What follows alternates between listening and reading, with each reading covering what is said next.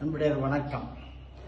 இப்போ நம்மளுடைய நாட்டில் மிகப்பெரிய ஒரு தீவிரவாத அச்சுறுத்தலாக நம்ம காஷ்மீர்ல பஹல்காம்ல தீவிரவாதிகளுடைய தொந்தரவுனால 26 பேர் ராணுவ உடையில வந்த காஷ்மீர் தீவிரவாதிகள், அவர்களெல்லாம் நீங்களெல்லாம் எந்த மதத்தை சார்ந்தவர்களும் கேட்டு இந்துக்கள்ல தெரிஞ்ச உடனே அவர்களை காக்கா குருவி சொல்ற மாதிரி ஈவு இரக்கம் இல்லாம மனிதாயுமானம் கொஞ்சம் கூட இல்லாம அவர்களை சுட்டு வீழ்த்திருக்காங்க.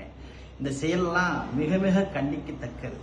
ஒரு மதமானது எவ்வளவு தீவிரவாதத்தை உருவாக்குதுங்கிறதுல இருந்து தெரியுது.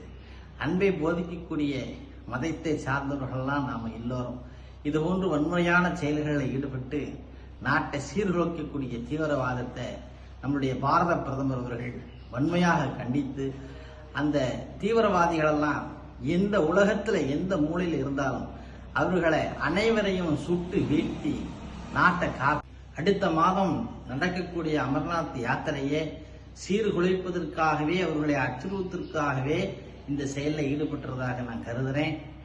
பாரத பிரதமர் அவர்கள் வருகின்ற அமர்நாத் யாத்திரையை வருகின்ற பக்தர்களை நல்லபடியாக பாதுகாப்பாக அழைத்து செல்வதற்கு இவர்களை எல்லாம் இரும்பு கரம் கொண்டு ஒடுக்கி நம்மளுடைய நாட்டை காப்பாற்றி எல்லா மக்களையும் நல்லபடியாக அமர்நாத் யாத்திரை முடிக்கும்படி பாரத பிரதமர் அவர்கள் நடத்த கொள்ள வேண்டும். அவர்கள் இறந்த குடும்பங்கள் அனைவர்களுக்கும் தலா ஒவ்வொரு கோடி ரூபாயாவது கொடுத்து அவருடைய குடும்பத்தை காக்க வேண்டும்.